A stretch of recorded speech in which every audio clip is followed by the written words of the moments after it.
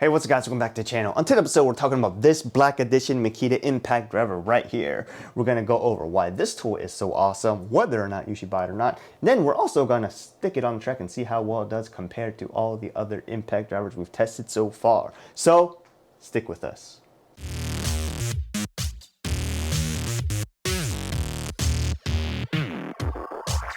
Alright y'all, so this right here is not only the Black Edition Makita compact impact driver, right? But it is the subcompact, right? So the model number on this one is XDT15. There is a newer model out. I believe they call that one the XDT18. I'm just going to go ahead and say, you know, whether you get the XDT18 or even this one 15, there's no real big difference.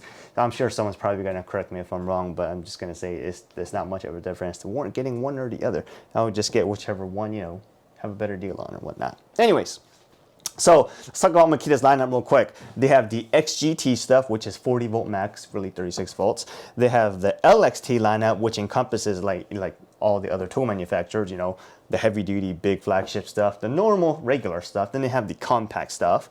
And Makita actually adds to that, they have the subcompact stuff. So I think for a while they tried to get away with not having a 12 volt lineup by going with the subcompact 18 volt, which I do kind of wish they pretty much did. I don't really see a big need for the 12 volt stuff, especially for Makita, I mean, mainly because their batteries are already slide on packed and they don't have the stick packs, right? So anyways, you know, they have the CXT stuff, but this one kind of fits right in above that, right? So I wish they would probably just put all their engineering and marketing and product development into, you know, smaller subcompact stuff, such that you don't even need the 12 volt stuff. Anyways, who knows? Nobody really cares, right? At least no one there's gonna listen to me. So let's go ahead and take a look at some of the marketing hype on this impact driver. So this impact driver is the subcompact brushless and innovative impact driver from Makita. Its design is compact and ergonomic at only 5 inches and 5 5/16 inches.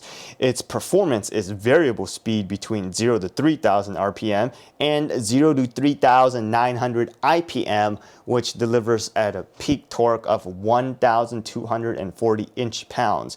It is innovative with its assist mode, A mode, which helps eliminate screw cam out and cross threading. It is ideal for working in tight spaces, and according to the marketing hype, it says that the weight with the battery weighs in at a whopping 2 pounds or 2.6 pounds, all right? All right, so this right here is obviously left-hand side impact driver. All this black stuff here is pretty much rubber overmold. There's some black stuff on here that's hard plastic, but all the places where you would expect rubber is rubber. There are some additional areas, you know, like this part where you slide the pack on. You wouldn't think this part is overmolded, but this part is. And I think that kind of gives it a really nice, sleek feeling, all right? So anyways, nothing really too interesting going on here. Standard belt clip here. It is reversible to this side in case you know, either want to put on that side or you're left-handed or whatnot. But on this side, you know, they pretty much have all the standard Makita stuff, and as you would imagine, all this stuff is black, as in all the subcompact lineup stuff, right? Forward reverse switch right here, pretty standard. Moving around to the back, it has a little area for, you know, your fall rest system or some kind of safety mechanism in case you wanted to put that on there, and it will say brushless right there, just in case you didn't know what's brushless. There's also another part where it says brushless, which is right here on the top, okay? But this part is very rubberized, except for this part where it says brushless right there.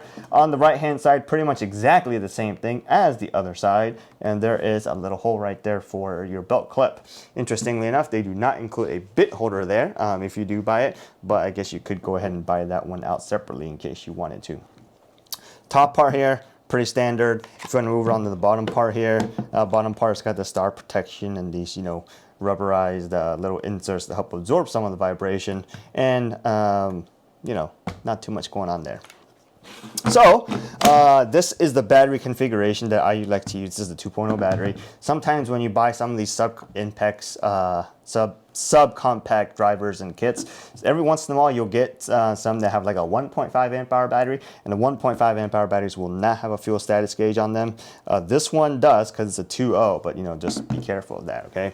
Front side here, pretty standard collet. It is not a quick insert collet. I do wish they did that, put that on there, as you know they do on most Makita tools, but for some reason this one is not quick insert. You do have to pull the collet up, insert the bit, and let it go, okay? It's not quick eject too, as you would imagine. On the front side here, it's got LEDs right here. There's 2 LED diodes right here that work pretty well right here. And on this bottom part right here, you can kind of see right now, this special mode right here is what they call assist mode, all right? And then if you put it on, you know, click it again, it'll go to high mode where, you know, the S and H are both lit up. Press it again, it'll go to S mode, aka slow mode, and then, you know, go back to assist or automatic mode. If you do a long press on here, right, it should technically disable the battery light. Come on. Sometimes it takes a while, I can't figure out. Come on, here we go. There you go. All right, see, now the battery or the LED light doesn't come on. And if you do a long press on there again, the battery will, or the LED mechanism will re-engage. So let's go ahead and talk about the variable speed trigger here because, you know, a lot of people using this kind of stuff like the way some of the tools work, right? So on high speed, we'll give it to you right here. Pretty standard. Put it on slow. It works really well. It's very responsive as you would expect from a Makita tool. So this one right here is automatic mode. And automatic mode, unlike, you know, the quick shift, which it shifts downwards, this one actually shifts upwards. There's a lot of benefit to that. I don't really use it a lot, mainly because I always use it almost always on high and just use, you know, your skills as a variable speed trigger mechanism controller operator. But we'll go ahead and demonstrate that automatic mode for you here real quick. So let's see this mode right here. It is an automatic mode. What's generally going to happen is as it starts, it'll start off slow and then it'll ramp up as it starts to see more resistance. As you can see here, the inserting of the bit, not fast, pull it out, put it in. So check this out. Here we go.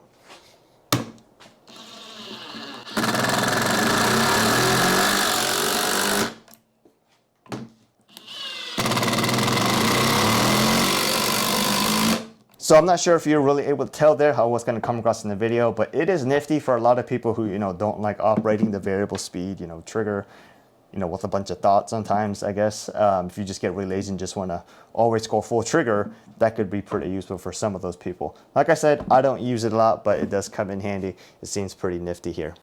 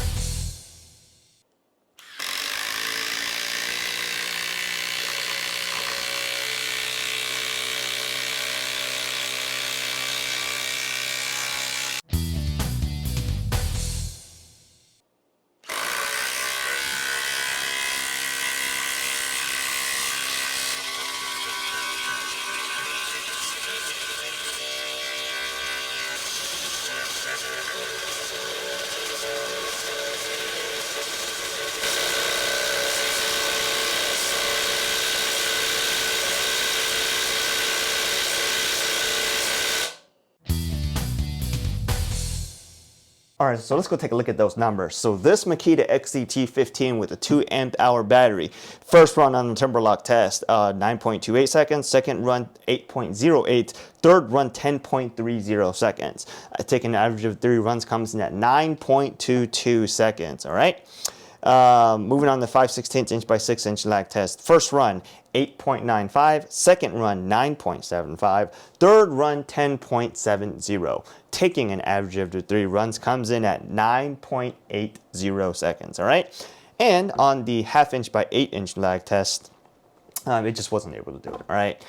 Just doesn't have enough power to get that job done, all right? So this combination, obviously without this bit here, this tool and the 2 amp hour battery comes in weighing at a whopping 2 pounds, 10.6 ounces. You know, seems to be fairly lightweight, probably one of the lightest combination tools that we've tested so far, right? We already talked about in the specs, we'll go ahead and say RPM about 3,000, IPM about 3,900, and the maximum peak torque delivered is roughly around, 1,240 inch-pounds, according to the manufacturer.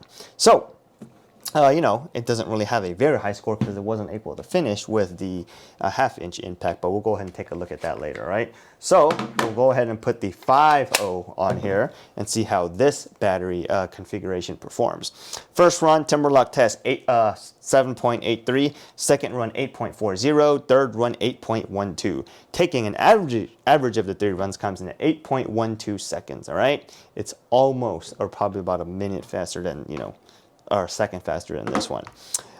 Moving on to the 5/16 inch by 6 inch lag test. First run 8.07, second run 8.22, third run 9.93. Taking an average of 3 runs comes in at 8.74 seconds, all right? And moving on to the 1/2 inch lag test, it also was not able to complete the 1/2 inch by 8 inch lag test even with the 5.0 on there. So, it just gets did not finish on that one. And this combination here comes in weighing at a whopping 3 pounds, 3.0 ounces, all right? So, starts to get in a pretty standard range there, I would say, in terms of weight. And, that's what's really say about that, right? So, the total performance number, as we're gonna light these up here, right, is gonna be 19.02 for, the 2.0 and did not finish. And then the 16.86 with the did not finish, right? And how do we get that? We take a sum of the 3 averages, and that's how we get that, okay? And just in case this is your first video that you're watching in a series, we took, I think it was like a day or something like that between running this test and that test, letting everything come to, pretty standard cool room temperature, right? So where does that put these impact drivers? Let's see. The 2.0 with this XDT15 had a 19.02, right? And did not finish. So that actually comes in last place behind the Milwaukee Surge 2760, right? Which has, the 8.0 high output, right? Which has a 14.13 and did not finish, right? And then this combination right here with the 5.0 has 16.86, which is just a little bit faster than with the 2.0, which is second to last place, just behind, the same Milwaukee M18 fuel surge impact driver, right? So let's go ahead and talk about this. What can we say? I mean, it's a great tool. It's got its place. As I said earlier in the video, sometimes I wish they would just, not invest in their 12-volt lineup. Some people are going to hate this. Some people are. And just, just make more tools, or if not better or more compact tools in their 18-volt lineup, like subcompact, to, kind of match up to some of the other stuff. I know some people, like I said, aren't going to like it. Some people, that's just my opinion, okay?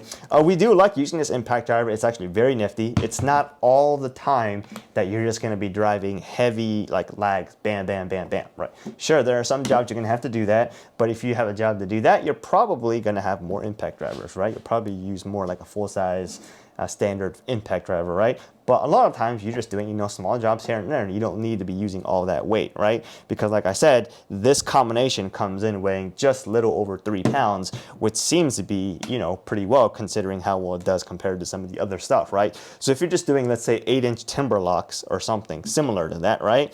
The fastest impact driver I think we've seen do that is the Gen 3 Fuel. With the 8.0, which had an average of 3.33 seconds, which is actually insanely fast. But this one had around, 9.22 seconds. So what impact driver does that really compare to, okay? It's probably comparable, it looks like, to the Bosch IDH182, which is the Bosch Freak, which took, about 8.44 seconds with a 8 amp hour Pro Factor battery and about 9.29 seconds with a 4 amp hour battery, right? So this is right in that range, but that tool, if you use it with, let's say, the 4 amp hour battery weighs in around 3 pounds 9.9 ounces. This one will weigh in at around 3 pounds 3.0 ounces. Okay, so it really all depends. Like I said, there's a lot of times you're just going to reach for this because you just got to do something quick, but if you have heavier duty stuff you're going to have to do, you're probably going to have to pick up something else, right? So that's what we can say. I like using it a lot. The auto assist mode, or whatever you want to call it, is interesting. Like I said, don't use it too much. Most time we just use your skills as a variable speed trigger operator, but that's all we can say. So hope this video's helped you guys out. If you have any other questions or whatnot, let us know. Have a great day, and then we'll see you guys next time.